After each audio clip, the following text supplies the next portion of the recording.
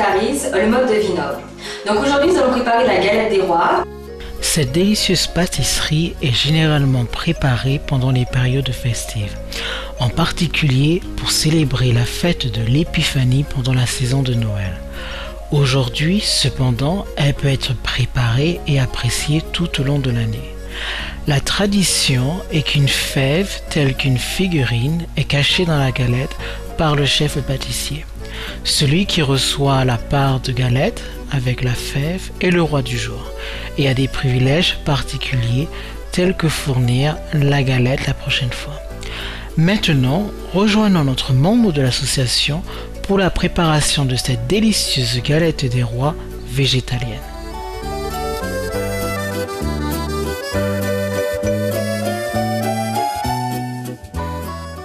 Donc pour cette galette, vous aurez besoin de 2 pâtes feuilletées, d'accord? Donc une pâte comme ça, qui est bio, d'accord? Vous vérifiez que les ingrédients sont bien végétaliens. Donc dans cette pâte, nous avons de la farine, de l'huile, de graisse végétale, de tournesol et de palme.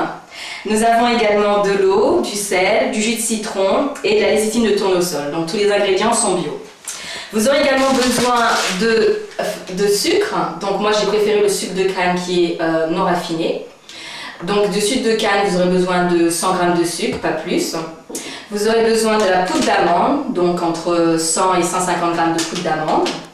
Vous aurez besoin de beurre, donc c'est du beurre végétalien également, c'est du beurre de soja. Et vous aurez besoin de yaourt de soja, donc juste pour la consistance de la pâte. Alors pour la galette aussi, vous avez besoin bien entendu d'une petite fève, d'accord? Donc cette fève est en porcelaine. Et pour ajouter un peu plus de saveur, j'utilise de la cannelle, mais vous pouvez également utiliser de la fleur d'oranger, donc une demi-cuillère à soupe de fleur d'oranger, ou de l'essence de vanille également, une demi-cuillère à soupe de café d'essence de vanille. Donc selon votre choix. Donc tout d'abord, nous allons badigeonner le plat à cuisson avec un peu d'huile. Donc l'huile, moi j'utilise de l'huile organique de tournesol. Donc on va badigeonner avec un pinceau à cuisine, donc le plat. D'accord, donc quand vous badigeonnez, vous faites attention de ne pas mettre trop d'huile parce que vous n'avez pas besoin de trop d'huile puisque le plat est déjà un plat qui a l'habitude d'aller au four et dont les ingrédients ne collent pas donc à la cuisson. D'accord? Donc une fois que le plat est badigeonné, nous allons mettre la première pâte feuilletée dedans.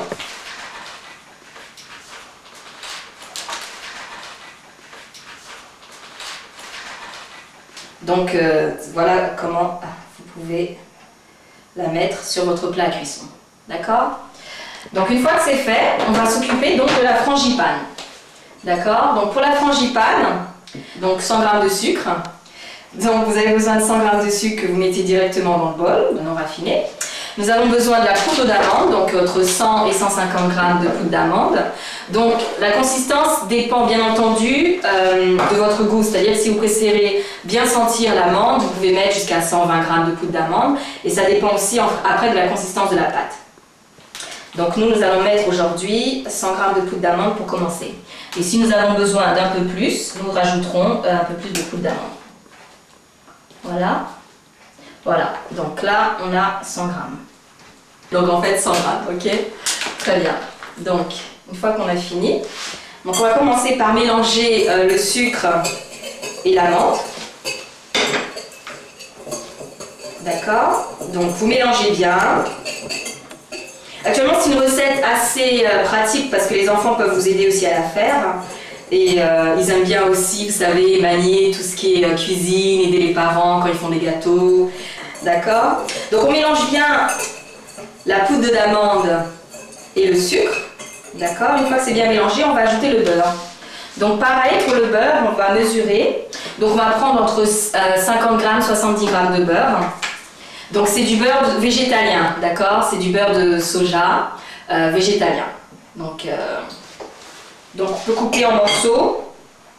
Et après, vous allez nous donner quelque chose d'assez consistant avec le beurre. Alors ce que vous pouvez faire aussi, c'est que vous pouvez faire fondre un peu le beurre, mais pas trop. juste pour que ça soit un peu plus facile après pour remuer, d'accord? Donc c'est à votre guise, mais on peut le mettre aussi directement comme ça et s'assurer donc de bien remuer le tout, d'accord? Donc voilà, donc on va remuer, remuer. Alors des fois, comme vous voyez, comme on a mis le beurre de cette façon-là, ça peut se coincer. Donc dans ce cas-là, on prend un couteau, on enlève et on recommence. C'est aussi simple. Voilà, et on continue à remuer pour être sûr que partout on met du beurre et qu'on mélange avec le sucre et l'amande. On peut utiliser une fourchette. Si vous utilisez une fourchette, vous savez, vous pouvez écraser le beurre de cette façon. D'accord? Donc voilà la pâte d'amande. Alors on va ajouter de la cannelle, donc qui peut se présenter comme ça, d'accord, en bâton de cannelle. Et vous pouvez également utiliser, pour donner un peu plus de saveur, vous pouvez utiliser de la fleur d'oranger ou de l'essence de vanille, comme je vous l'ai dit.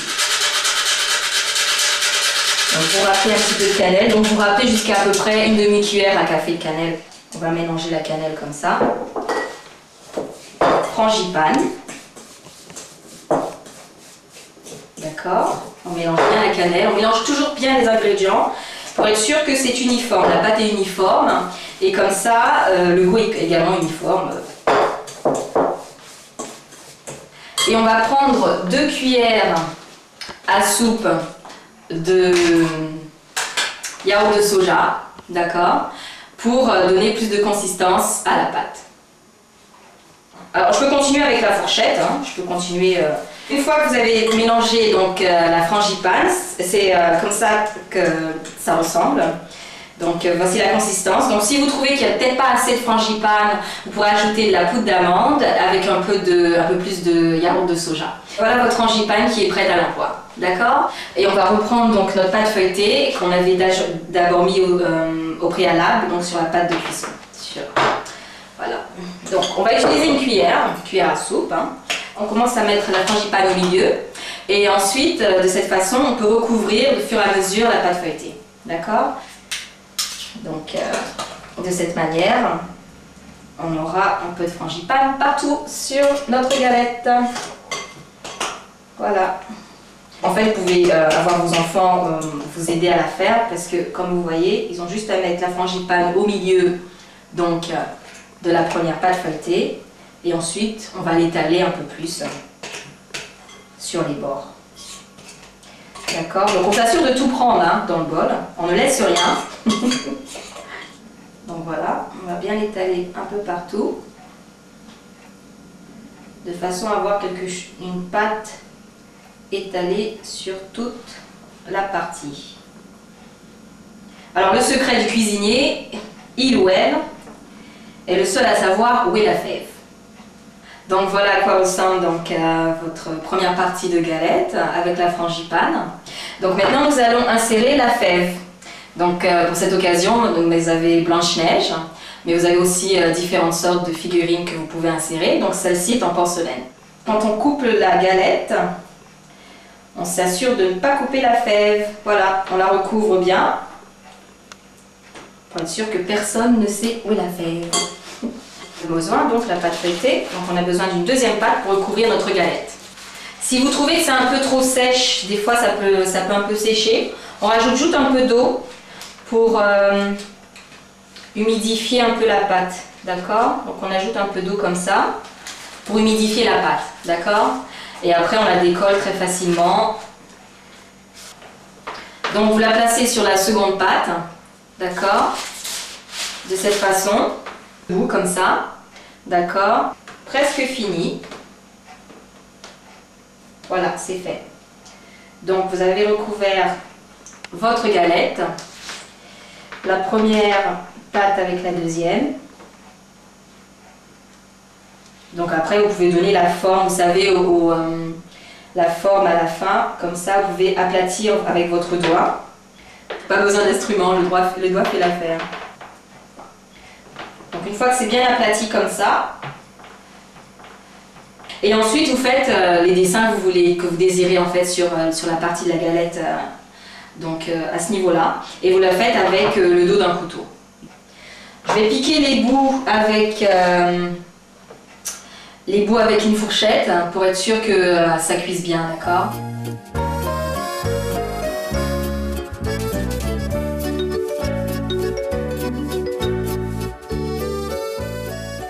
Voilà. Donc votre galette est prête, d'accord? Donc nous allons la mettre 15 à 20 minutes au réfrigérateur avant de la mettre au four.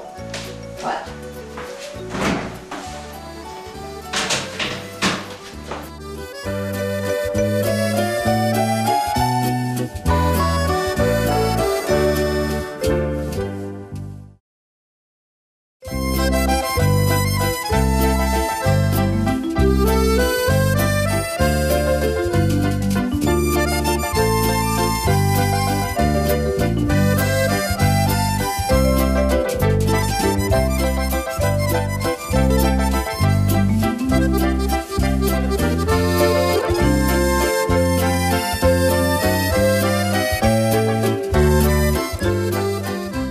Donc maintenant on peut sortir notre galette du réfrigérateur, donc elle a assez reposé. Et à la moitié du temps, donc 10 minutes après que la galette était dans le réfrigérateur, nous avons préchauffé le four à 150 degrés. D'accord? Donc maintenant on va préparer la dorure. Alors pour la dorure, nous avons besoin d'un peu de lait, donc c'est du lait de soja, et toujours du beurre de soja. D'accord? Donc on va mettre un tout petit peu, parce que c'est juste pour la dorure. Donc on va juste mettre un tout petit peu la quantité d'une cuillère à café à peu près, et un peu de beurre. Donc on peut mélanger avec le pinceau directement, de cette façon. Donc ça c'est pour la dorure sur la galette. Alors on va retirer un peu le beurre qui se mélange un peu trop. Voilà. Voilà. Comme ça, on dore notre galette. D'accord? Donc on peut commencer à la dorer de cette manière avec le pinceau à cuisiner. D'accord? Donc on dore le tout de cette façon. Comme ça, on a une galette bien dorée au sorti du four. Voilà. Et sur les côtés aussi, avec du lait de soja et du beurre de soja. Voilà. Donc c'est prêt, notre galette est dorée. Donc on peut maintenant la mettre au four. Voilà. 180 degrés pendant 30 à 40 minutes. Donc en attendant que la galette se cuise, nous allons préparer la couronne, puisque une galette des rois ne serait pas une galette des rois sans un roi ou une reine de ce jour. Donc le résultat final de notre couronne sera celui-ci, d'accord?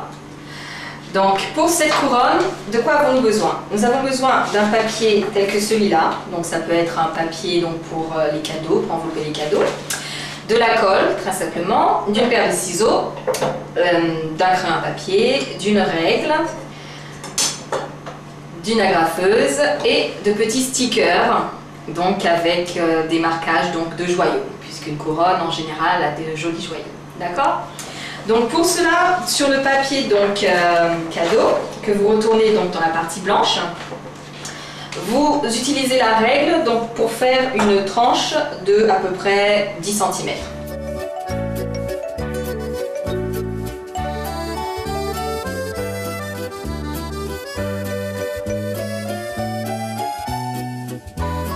Donc une fois que vous avez fait à la règle de cette façon, vous laissez bien 1 à 2 cm de cette façon sur lequel on va rabattre le papier. Donc vous faites une deuxième ligne de cette façon à rabattre le papier. D'accord? Donc voici le résultat avec cette petite ligne sur laquelle on va rabattre ensuite le papier. D'accord? Donc pour faire notre couronne, on va mettre en deux de cette façon. On va plier ensuite en 4. D'accord? Puis de nouveau encore. Et une dernière fois de cette manière. D'accord? Donc une fois que c'est fait, on a bien plié et tout est égal de cette façon. On peut couper pour faire notre couronne, puisqu'on a des épaisseurs de papier à couper, donc on a besoin d'une bonne paire de ciseaux. On coupe comme ça des deux côtés. D'accord? De cette manière. Et ensuite, on peut la déplier. On a déjà notre couronne à moitié faite. Donc, une fois que c'est fait, on va replier le bord ici. D'accord? De façon à ce que notre couronne puisse tenir en rond. Parce que sinon, le papier est un peu trop léger, un peu trop fin. Et donc, ça ne pourra pas trop tenir. Donc, on a besoin d'un peu de support. De cette manière. Et on utilise donc la colle pour l'assembler.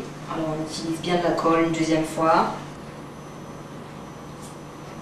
Donc après 40-30 minutes, notre galette est prête à être dégustée. Notre galette des rois que voilà, avec la couronne que nous avons faite maison. Donc voilà le résultat final. D'accord? Donc on va mettre la couronne pour l'instant sur les côtés, puisque nous allons d'abord découper notre galette pour nos invités. Et celui qui récupère la fève est le roi ou la reine de ce jour. Donc pour la présentation de la galette, je découpe une part.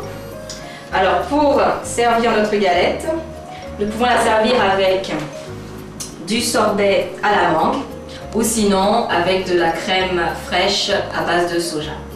D'accord? Le sorbet, des fois, quand vous le retirez du réfrigérateur, il peut être un peu trop glacé. Donc vous mettez de l'eau chaude, une cuillère dans l'eau chaude pour le prendre plus facilement.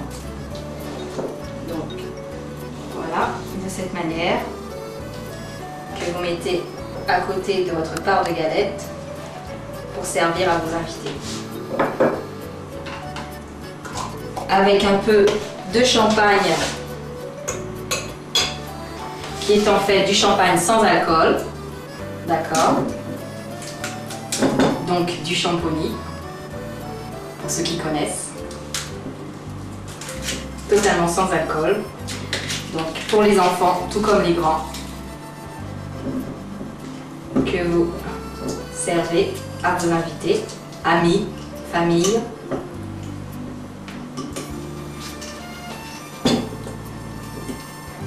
Que nous allons ouvrir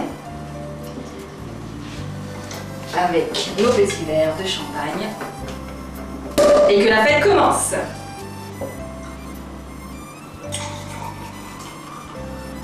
Et le dessert est prêt pour vos invités. Je vais inviter une de mes amies à goûter à la galette. Elle va nous dire ce qu'elle en pense. Lisa, as-tu goûté à ma galette des rois? Oui. Je t'en prie.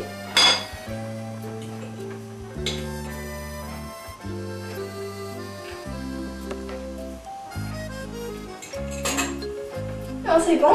Ah, je suis ravie. Et ben, je vous souhaite à tous et à toutes aussi d'avoir une très bonne galette des rois. Et à tous les téléspectateurs, santé!